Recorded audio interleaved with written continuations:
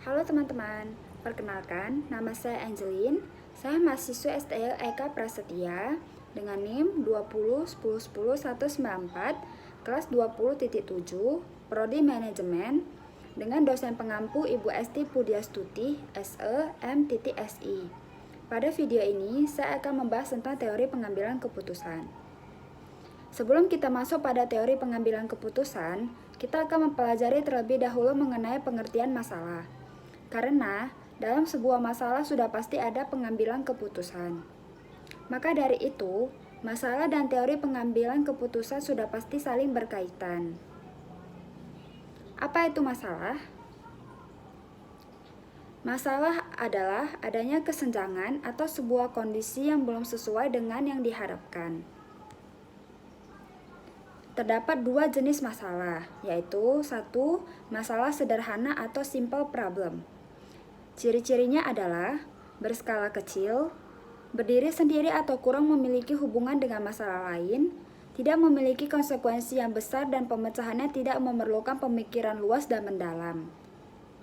2. Pemecahan masalah dilakukan secara individu. Teknik pengambilan keputusan yang dilakukan dalam masalah sederhana adalah atas dasar intuisi, pengalaman, kebiasaan, dan wewenang yang melekat pada jabatan. 2. Masalah rumit atau kompleks problem. Ciri-cirinya adalah berskala besar, tidak berdiri sendiri atau memiliki hubungan dengan masalah lain, mengandung konsekuensi besar, pemecahannya memerlukan pemikiran yang tajam dan analitis. 2. Pemecahan masalah dilakukan secara berkelompok yang melibatkan pimpinan dan segenap staf pembantunya.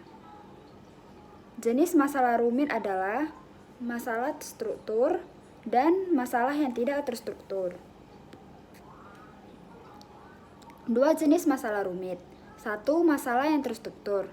Masalah yang jelas faktor penyebabnya, bersifat rutin, dan biasanya timbul berulang kali sehingga pemecahannya dapat dilakukan dengan teknik pengambilan keputusan yang bersifat rutin, repetitif, dan dibakukan. Contoh, pengajian, kepangkatan, dan pembinaan pegawai, masalah perizinan, dan sebagainya. Sifat pengambilan keputusan dalam masalah yang terstruktur adalah relatif, lebih mudah atau cepat. Salah satu caranya dengan penyusunan metode, atau prosedur, atau program tetap atau SOP. 2. Masalah yang tidak terstruktur.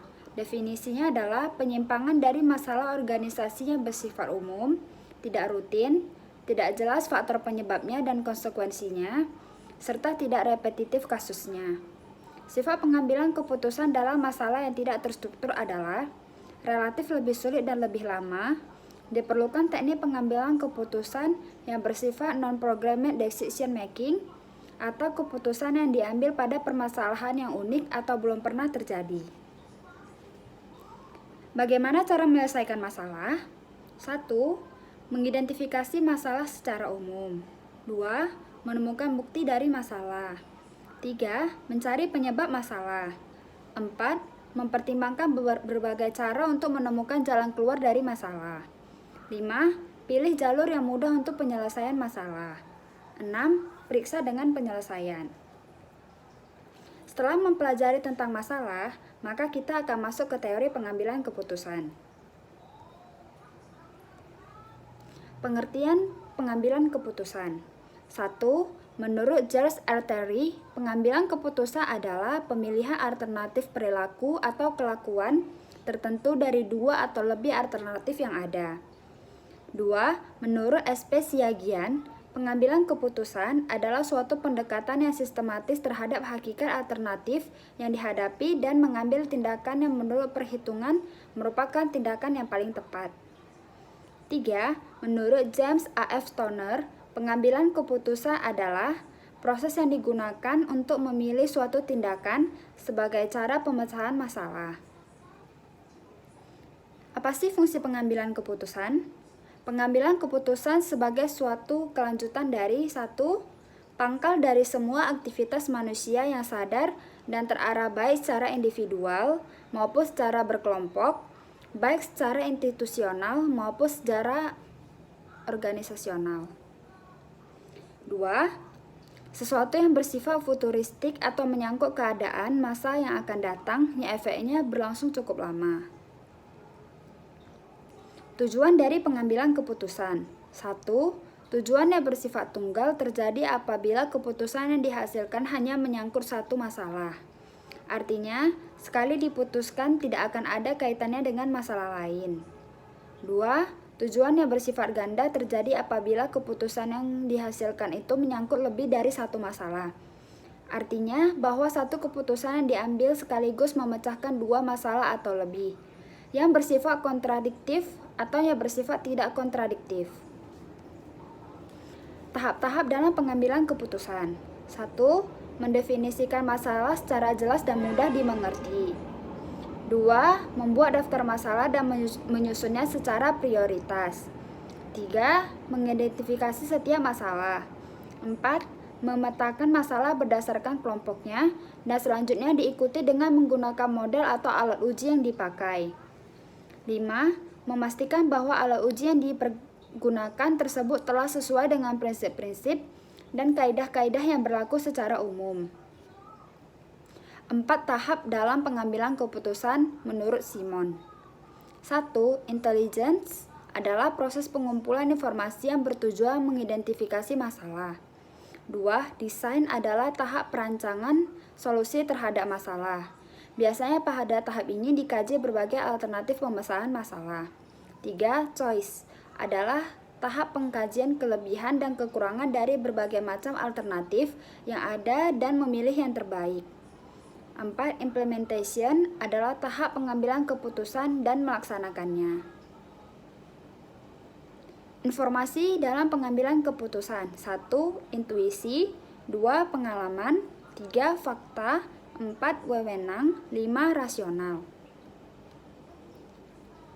Intuisi atau feeling menyangkut perasaan dan merupakan naluri dari pengambilan keputusan tentang situasi masa depan yang akan terjadi. Sehingga alternatif tindakan yang dipilih akan berdasarkan intuisi dari pengambil keputusannya. 2. Informasi yang berasal dari pengalaman merupakan informasi yang menganggap situasi di sekitar permasalahan akan sama seperti yang pernah terjadi sebelumnya. Informasi untung rugi atas peristiwa yang sama atau mirip akan mudah diperhitungkan. Fakta, informasi yang didasarkan atas fakta-fakta yang terkait dengan permasalahan sehingga lebih objektif untuk dianalisis. Misalnya, rencana untuk menjual es mambo pada bulan November harus diperhitungkan matang-matang. Akibat dari fakta pada bulan November merupakan musim hujan. Wewenang, dasar pengambilan keputusan berdasarkan wewenang, sangat terbatas pada tugas atau wewenang dari pengambil keputusan. Informasi yang ada sangat sempit dan dibatasi oleh tujuan dari jabatan si pengambil keputusan. 4. Rasional. Rasionalitas sangat berkaitan dengan objektivitas, logika, dan transparansi. Hasil keputusan akan sangat jelas awal dan ujungnya karena didasarkan pada rasionalitas yang berasal dari proses yang ilmiah. Keputusan terprogram dan tidak terprogram.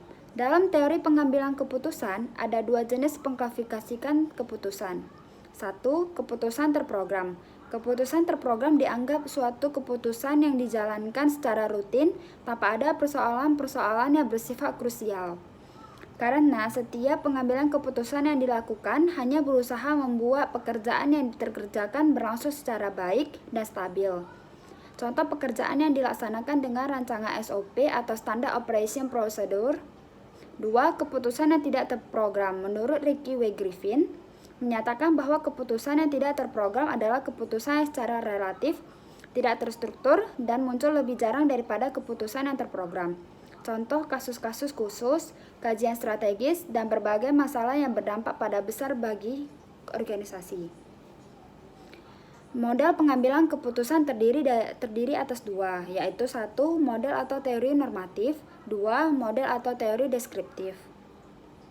Model atau teori normatif. Jika digunakan pendekatan normatif dalam pengambilan keputusan, maka seseorang akan menempuh cara-cara yang rasional berdasarkan perhitungan matematis dan statistik. Suatu keputusan yang rasional harus memperhatikan prinsip-prinsip berikut. 1. Memperbandingkan pilihan. 2. Transitisitas. 3. Mengabaikan faktor umum. 4 dominan, 5 kontinuitas, 6 invarian. Memperbandingkan pilihan, prinsip pertama adalah seseorang membuat keputusan rasional harus membandingkan di antara dua pilihan atau lebih.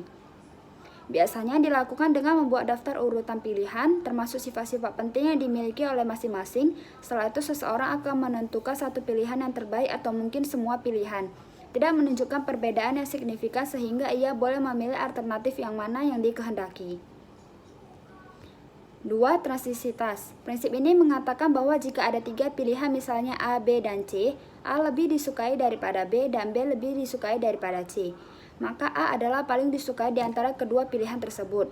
Pilihan seseorang seharusnya jatuh pada A dan bukan B atau C. 3. Mengabaikan faktor umum. Jika dua alternatif mengandung resiko yang keduanya memiliki peluang yang sama di dalam menghasilkan konsekuensi-konsekuensi tertentu, maka faktor-faktor yang sama ini seharusnya diabaikan ketika menentukan salah satu pilihan. Dengan kata lain, menentukan satu pilihan di antara dua alternatif seharusnya hanya tergantung pada konsekuensi hasil yang berbeda, bukan pada konsekuensi hasil yang sama-sama dimiliki oleh keduanya. Konsekuensi-konsekuensi hasil yang sama di antara dua pilihan ini disebut faktor-faktor umum atau common factors dan seharusnya dikeluarkan dari pertimbangan. 4. Dominan. Jika ada dua objek pilihan atau lebih yang semuanya memiliki sifat-sifat sama, namun paling sedikit atau satu sifat menarik dan menonjol yang dimiliki oleh salah satu dari dua objek tersebut, maka seharusnya orang memilih objek yang memiliki sifat menonjol daripada objek yang lain. 5. Kontinuitas. Untuk serangkaian hasil, pembuat keputusan harus selalu lebih berspekulasi antara hasil terbaik dan terburuk menjadi hasil yang pertengahannya jika untuk mendapatkan hasil terbaik terdapat rintangan yang cukup besar. 6. Invarian. Prinsip ini mengatakan bahwa cara penyajian seharusnya tidak menentukan suatu pilihan. Misalnya orang memilih sepeda motor merek A atau B, seharusnya tidak ditentukan oleh cara penyampaian pesan promosi, apakah melalui media pandang dengar atau media cetak. Model atau teori deskriptif. Menurut Post tahun 1993, ada beberapa model deskriptif dalam pengambilan keputusan. 1. Model kepuasan atau statistic. Seseorang yang membuat suatu keputusan biasanya lebih mengutamakan kepuasan dibandingkan sesuatu yang optimal. 2. Teori prospek. Teori ini dikembangkan oleh Kahneman dan Tversky pada tahun 1974. Kahneman dan Tversky mengungkapkan bahwa seseorang akan mencari informasi terlebih dahulu, kemudian akan mencari beberapa decision frame atau konsekuensi keputusan. Setelah konsep keputusan dibuat, maka seseorang akan mengambil keputusan dengan memilih salah satu konsep yang menghasilkan expected utility yang terbesar. Teori prospek menyatakan bahwa resiko akan lebih berani ditanggung oleh seseorang dalam kondisi rugi atau sedang dalam keadaan yang kurang baik. Hal ini menyebabkan ketika seseorang atau organisasi berada dalam potensi kesulitan keuangan yang tinggi, maka cenderung lebih agresif dan berani mengambil resiko dan hal-hal yang tidak pasti atau risk taker. Sekian pembahasan tentang teori pengambilan keputusan. Jika ada kata-kata yang salah, mohon dimaklumi. Terima kasih.